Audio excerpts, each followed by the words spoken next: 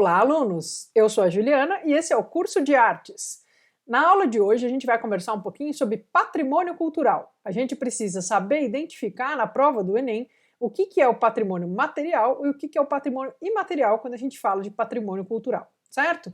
Então, o nosso objetivo aqui nesse vídeo é que você saia daqui com esse conceito bem estabelecido. Muito bem. Então, o patrimônio material a gente define ele de acordo com o site do IPHAN, que é o órgão brasileiro público responsável por cuidar do nosso patrimônio, não é? É o Instituto do Patrimônio Histórico e Artístico Nacional.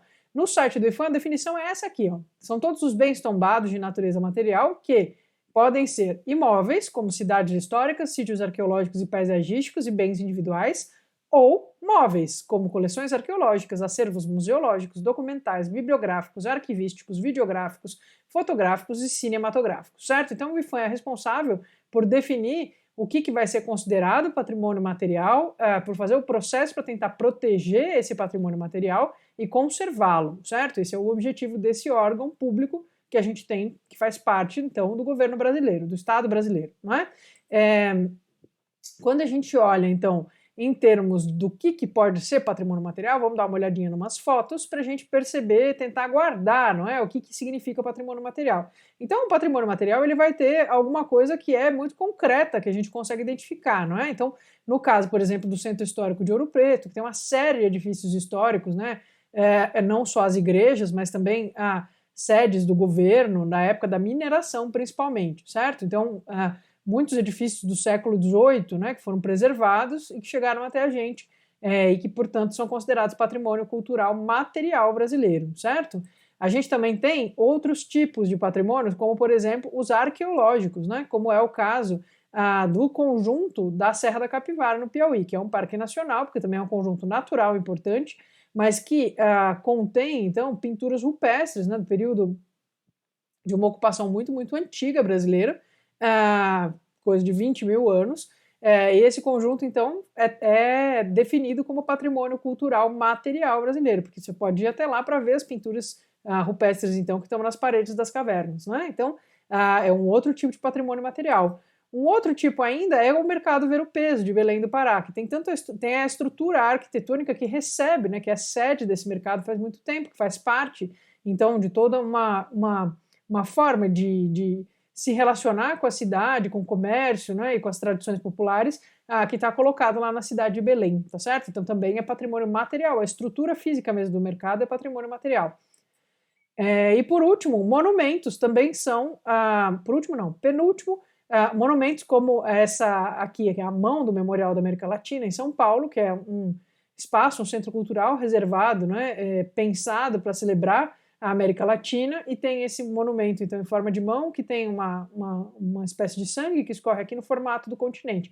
Né? Foi pensado pelo Oscar Niemeyer, e então homenageia a América Latina na cidade de São Paulo, certo? Então, o monumento pode homenagear um evento histórico, uma personagem histórica importante, ou, como nesse caso, né, homenagear o continente latino-americano, né, essa divisão que a gente cria a partir de uma matriz histórica e cultural comum, que é o caso aqui, tá certo? Então também é um exemplo, monumentos também são exemplos de patrimônio material. Por último, mostro para vocês o Real Gabinete de Leitura, não é? Que é esse lugar belíssimo que fica no Centro Histórico do Rio de Janeiro, que a gente tem então, ao mesmo tempo, o prédio, né, a estrutura dele foi fundada em 1837, então é lógico, é uma estrutura histórica importante, materialmente falando, mas também o seu acervo, né? A coleção de livros dele também é patrimônio material, porque acervos em geral, então, coleções de livros, de discos, de filmes, de fotografias, de obras de arte, também são patrimônio material, né? Porque são concretos, são físicos, tá certo? Então, esses foram os nossos exemplos de patrimônio material. Agora, para falar de patrimônio imaterial, vamos ler o que o IPHAN diz que é patrimônio imaterial. São os bens culturais de natureza imaterial que dizem respeito a práticas e domínios da vida social que se manifestam em saberes, ofícios e modos de fazer, celebrações, formas de expressões cênicas, plásticas, musicais ou lúdicas, e lugares como mercados, feiras e santuários que abrigam práticas culturais coletivas, né? Então, existe aí uma dimensão do patrimônio que é importante para a história e para a cultura de um povo, que, portanto, deve ser preservado, que não é exatamente um prédio físico, né? Ou um conjunto de livros, ou um conjunto de obras de arte, ou então uma escultura gigantesca, né?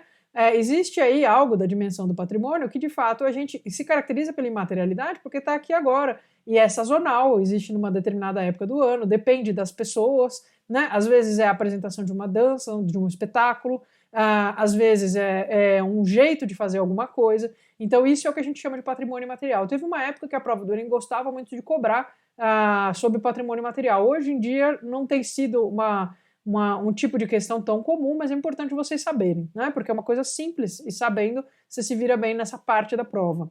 Então, é patrimônio material. Cito aqui para vocês alguns exemplos, né? O ritual Iaqua, do povo indígena de Nauê, Nauê, fica no Mato Grosso, no estado do Mato Grosso, né? Na região do Rio Juruí. Então, que é um ritual muito importante, anual, que marca uma série de sazonalidades aí dessa etnia indígena, que foi bastante documentado, que é super complexo, né? Porque é um ritual que visa, que tem como objetivo alimentar certos espíritos, que é importante, então, para que as coisas funcionem direitinho dentro da cultura, né, dessa etnia indígena.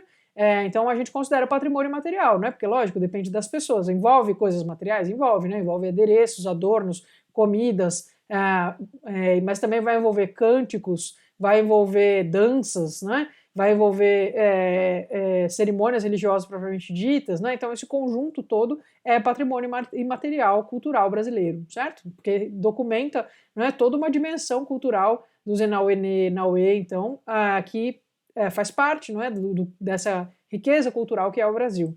Da mesma forma, a literatura de cordel, né, que é bastante comum, principalmente no Nordeste, mas não só, também é parte do patrimônio material brasileiro. Por que imaterial? Não tem os livrinhos? Tem os livrinhos. Mas a literatura de cordel é todo o processo, né, de criação dessas narrativas e de impressão, de ilustração desses pequenos objetos e também os lugares onde eles são comercializados, né? Então tudo isso faz parte desse conjunto que a gente considera patrimônio imaterial, tá certo? Da mesma maneira, a congada, por exemplo, não é, que é na verdade um tipo de festividade que existe em diversos lugares do Brasil, né? É um fenômeno que acontece em muitas partes do Brasil que tem a ver então com uma transmissão, né, de devoções e cerimoniais africanos e afrodescendentes, misturados com devoções católicas, né, que datam do período da colonização. Essa mistura e digamos, esse amálgama que é produzido a partir, né, dessas matrizes africanas e do catolicismo que existe aqui no Brasil e que é transmitido via oral, por tradição, através de irmandades, é uma presença em muitas cidades brasileiras, né? Então aqui eu mostro para vocês duas imagens, uma que mostra o cortejo do rei e da rainha do Congo, lá em Uberlândia, que são aqui então esses anciões que estão vestidos, né, trajados adequadamente, e aqui embaixo o Reinado do Rosário em Ouro Preto. Então os lugares vão ter as suas peculiaridades, né? Mas em geral envolve música, envolve cantos, né? Envolve devoções a santos específicos, e envolve uma celebração pública, tá certo? Tudo isso, então esse conjunto todo que envolve as pessoas, o ritual, as devoções, né, as tradições orais, né, os cânticos, os instrumentos, tudo isso, os figurinos, tudo isso compõe esse patrimônio material que é a congada, certo? Além disso, a gente também tem tradições tipo culinárias, né? Então eu mostro para vocês uma foto da tradição doceira de Pelotas, no Rio Grande do Sul, que é patrimônio material brasileiro, mas temos várias outras, né? Temos os queijos de Minas, temos a cajuína no Piauí, diversos produtos alimentícios, que na verdade não são produtos, né? Que são resultado de uma tradição complexa de fabricação, que envolve saberes que são transmitidos, né, de geração para geração, e que refletem muitas vezes porções inteiras da cultura de um determinado lugar, por isso são considerados patrimônio material brasileiro, tá certo? Então acho que também é interessante pensar, né, que também a gastronomia, a culinária, carrega, não é, o nosso patrimônio cultural e permite que a gente conheça melhor, né, essa imensa diversidade e heterogeneidade que é o Brasil. Aqui eu só dei exemplos brasileiros, mas claro que a gente poderia usar os mesmos conceitos para falar de outros lugares também, tá certo? Então acho que é importante que vocês tenham em mente quando falar de patrimônio, não é? Que o patrimônio cultural ele tem essa dimensão super ampla e super heterogênea, e que fazer questões do Enem sobre isso exige, então, que você esteja atento para essa diversidade, né? Que você esteja atento a entender que a cultura é muito mais do que só o que se passa dentro de um teatro chique, né? Ou dentro de uma biblioteca, tá certo? É algo muito mais amplo, no que o Brasil é particularmente rico, tá certo? Então eu fico por aqui e a gente se vê no próximo vídeo. Até mais!